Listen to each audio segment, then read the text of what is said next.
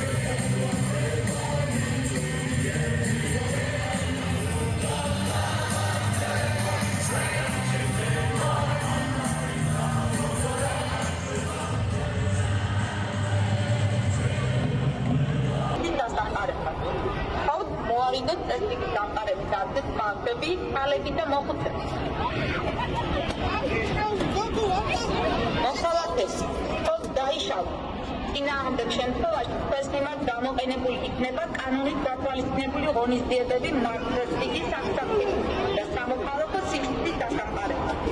ხალხ მოარიდოს წესრიგის დამყარების აქტის ფაქტები, ძალებით და მოხუცებით. მოხალხეს ხალხ დაიშალა. წინააღმდეგ შემთხვევაში თქვენს მიმართ გამოყენებული იქნება კანონით გათვალისწინებული ღონისძიებები მარკროსტიკის აღსაქმებით და სამოქალაქო სივრცის დასამყარებლად. ხალხ მოარიდოს წესრიგის დამყარების აქტის ფაქტები, ძალებით და მოხუცებით.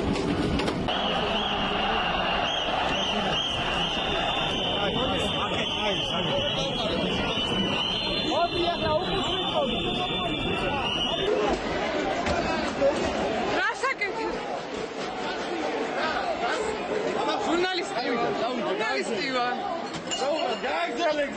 See, this was a nice enough gig, democracy and all that, and then the police come barging in, turning it into a mosh pit, and not in a good way. Just a reminder, the ruling party is called Georgian Dream. It's a good fit, actually, because democracy increasingly seems like a long-lost dream over there. Hypocrisy is the order of the day, with the ruling party pretending not to be doing everything they can to vanquish Georgia's European future. Well, of course, they are doing just that, even if occasionally this means having to take a punch to the face in parliament, in turn giving birth to a spectacular Georgian meme. Please excuse this pun, or be labeled a foreign agent. And since we're talking hypocrisy and memes, it's time for a look at the source, which means once again taking a glance at the Kremlin media outlets. Margarita Simonyan will be the first in line, the boss of Moscow's biggest propaganda channel RT, saying something honest for a change. Well, at first glance, the woman seems to be a little out of it, suggesting that gallows be placed in occupied Ukrainian territories and mass execution commenced. Что касается виселиц и вешателей, был у нас такой в нашей отечественной истории. Граф Муравьев, вешатель, всем известный. Он был родственник повешенного декабриста, другого Муравьева. И когда ему на это пеняли, он говорил: я не из тех Муравьевых, которых вешают, я из тех Муравьевых, которые вешают сами. И действительно повесил публично 128 боевиков, которые, естественно, западная пресса называла никакими не боевиками, а инсургентами, повстанцами, участников польского восстания, которые творили немыслимые зверства во время этого восстания не только по отношению к военнослужащим российским, но и по отношению к духовнослужителям и простым людям. Известная история, как пожилую женщину-помещицу повесили там на люстре, на свечах. Вот он повесил их 128 человек, и я что хочу сказать? Вот такие вешатели нам нужны. А эти пусть остаются там, где они приземлились, спиваются в своих пабах, а нам будут нужны такие. Уж не знаю, дойдет ли до Польши или нет, но даже те территории, которые уже наши, очень нам нужна та дисциплина, о которой ты рассказывал в начале. Bloody Margarita proposes hangings to shore up discipline. Now, if you're a leader of Russia, for example, this might seem like a good idea. Problem is, once the Inquisition starts going, there is no stopping them. Same thing happened during the French Revolution. I mean, they started using the guillotine sparingly, but later on, everyone was fearing that their heads would be placed on a chopping block, which it often did. So, Margarita, if I were you, I probably wouldn't be going that particular way. Better keep these fantasies to yourself. Besides, careful what you wish for, in case you might actually get it. Now, do you remember Macron's interview in which he said that Russia should not win the war against Ukraine and Paris should do everything in its power to secure the outcome?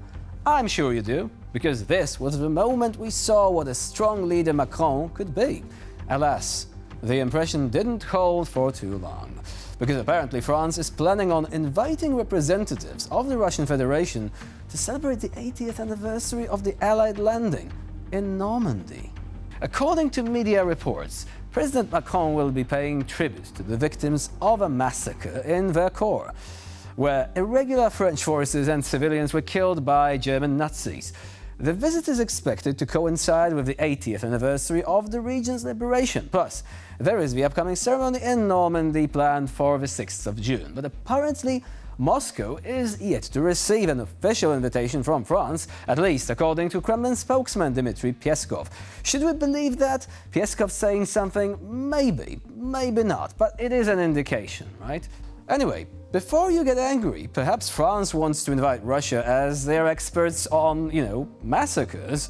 Given what they did in Bucha and Izium in Ukraine, we'd be hard-pressed to find better specialists in that dubious field. Stay with us here on TVP World for more latest news and updates. I'm Jan Szerewiński. Bye for now.